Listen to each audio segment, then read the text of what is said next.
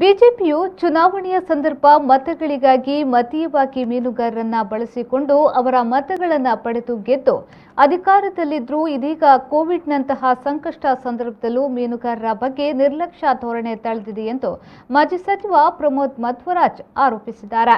ಸುದ್ದಿಗೋಷ್ಠಿಯಲ್ಲಿಂದು ಈ ಆರೋಪ ಮಾಡಿದ ಅವರು, ರಾಜ್ಯ ಸರ್ಕಾರ ಈಗಾಗಲೇ ಘೋಷಿಸಿರುವ ಪ್ಯಾಕೇಜ್ ಅದೆಷ್ಟು ಮಂದಿಗೆ ತಲುಪಲಿದೆ ಎಂಬ ಬಗ್ಗೆ ಸಂಶಯ ಇದೆ. ಹಾಗಿದ್ರೂ ನಾವು ನಿಮ್ಮ ಜೊತೆಗಿದ್ದೇವೆ ಎಂಬ ಭರವಸೆಗಾದ್ರೂ ಮೀನುಗಾರರಿಗೆ ಪ್ಯಾಕೇಜ್ ಘೋಷಣೆಯನ್ನ ಬಿಜೆಪಿ ಮಾಡದೆ ಮೋಸ ಮಾಡಿದೆ ಎಂದು ಅವರು ಹೇಳಿದರು. ಕರಾವಳಿ ಜಿಲ್ಲೆಗಳ ಆರ್ಥಿಕ ಶಕ್ತಿಯಾಗಿರುವ ಮೀನುಗಾರಿಕೆ ಈಗಾಗಲೇ ಕೋವಿಡ್ ಹಾಗೂ ಲಾಕ್ಡೌನ್ನಿಂದಾಗಿ ಹಾಗೂ ಚಂಡಮಾರುತದಿಂದ ಸಂಕಷ್ಟದಲ್ಲಿದೆ. ಕಳೆದ ಬಾರಿ ಲಾಕ್ಡೌನ್, ಡೀಸೆಲ್ ಬೆಲೆ ಏರಿಕೆಯಿಂದ ತತ್ತರಿಸಿರುವ ಮೀನುಗಾರರ ಡೀಸೆಲ್ ಸಬ್ಸಿಡಿ ಕಳೆದ ಡಿಸೆಂಬರ್ನಿಂದ ನೀಡಲಾಗಿಲ್ಲ ಎಂದು ದೂರಿದರು. ಮುಖ್ಯಮಂತ್ರಿಗಳು ರಾಜ್ಯದ ಕೆಲವೊಂದು ವರ್ಗಕ್ಕೆ ಆರ್ಥಿಕ ಪುನಶ್ಚೇತನ ನೀಡಲಿಕ್ಕೆ ಬಯಸಿ 1250 ಕೋಟಿಯ ಪ್ಯಾಕೇಜ್ ಅನ್ನು ಘೋಷಣೆ ಮಾಡಿದ್ದಾರೆ.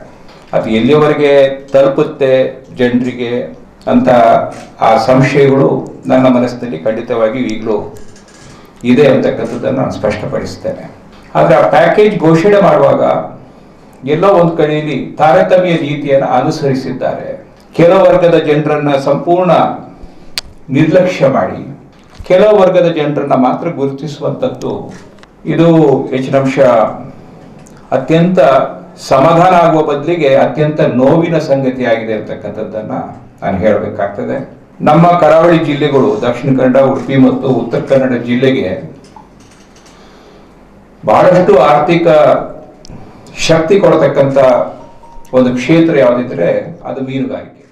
ಇನ್ನು ಮಾಜಿ ಸಚಿವ ಅಭಯಚಂದ್ರ ಜೈನ್ ಅವರು ಮಾತನಾಡಿ, ರಾಜ್ಯದಿಂದ 25 ಮಂದಿ ಸಂಸದರನ್ನ ಆಯ್ಕೆ ಮಾಡಲಾಗಿದ್ರೂ ಕೂಡ ಕೇಂದ್ರದ ಸಚಿವರಿಗೆ ಸಂಕಷ್ಟದ ಸಂದರ್ಭದಲ್ಲಿ ನೇರವಾಗಿ ಕರೆ ಮಾಡಿ ಮಾತನಾಡುವ ಧೈರ್ಯ ಒಬ್ಬರಿಗೂ ಇಲ್ಲ ಎಂದು ಮೂದಲಿಸಿದ್ರು.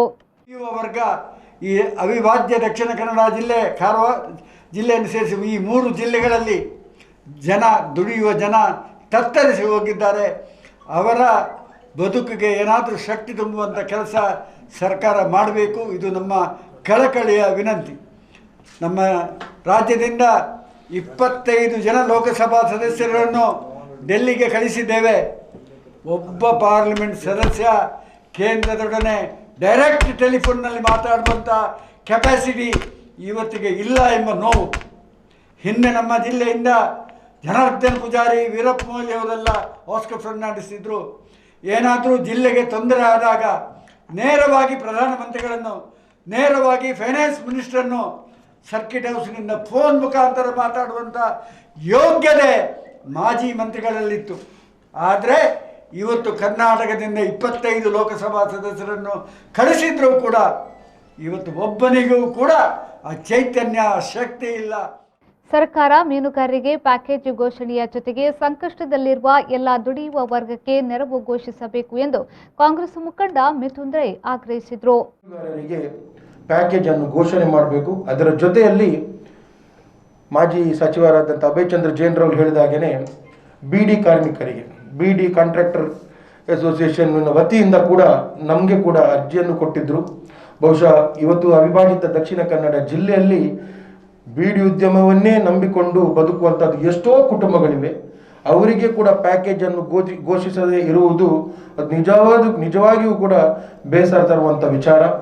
ದಯವಿಟ್ಟು ಮುಖ್ಯಮಂತ್ರಿಗಳ ಹತ್ರ, ನಮ್ಮ ಉಸ್ತುವಾರಿ ಸಚಿವರ ಹತ್ರ, ನಮ್ಮ ಅವಿಭಾಜಿತ ದಕ್ಷಿಣ ಕನ್ನಡ ಜಿಲ್ಲೆಯ ಬಿಡಿ ಕಾಂಟ್ರಾಕ್ಟರ್ಸ್ ಅಸೋಸಿಯೇಷನ್ನ ಪರವಾಗಿ, ಅದೇ ರೀತಿಯಲ್ಲಿ ಮೀನುಗಾರರ ಪರವಾಗಿ, ಅದೇ ರೀತಿಯಲ್ಲಿ ಬೀದಿ ಬದಿ ವ್ಯಾಪಾರಸ್ಥರಿಗೆ 2,000 ರೂಪಾಯಿಯನ್ನು ಘೋಷಿಸಿದ್ದಾರೆ.